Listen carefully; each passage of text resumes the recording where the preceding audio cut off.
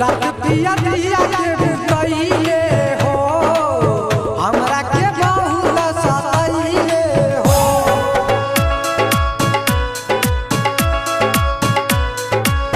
रात पिया पिया के बिताइले हो हमरा के बहुत सताइले हो। राती में घटना घटाइले हो राती में घटना घटाइले हो हमरा के बहुत सताइले हो।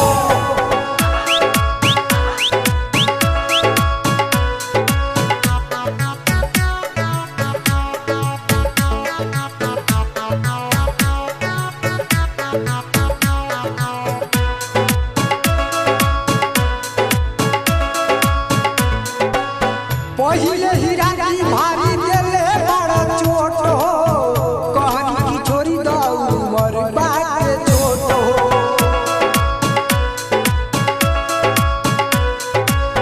पहिले ही राती भारी देले बड़ा चोट हो कहनी की छोरी दाऊ मर बाटे चोट हो।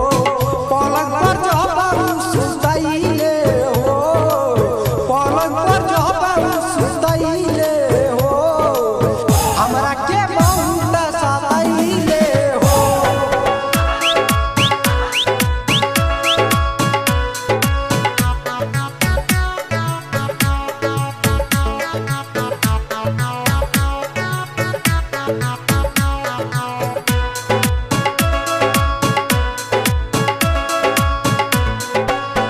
पूरा राती हमरा के कइले बड़े तंग हो दुखता कमर पूरा डंटे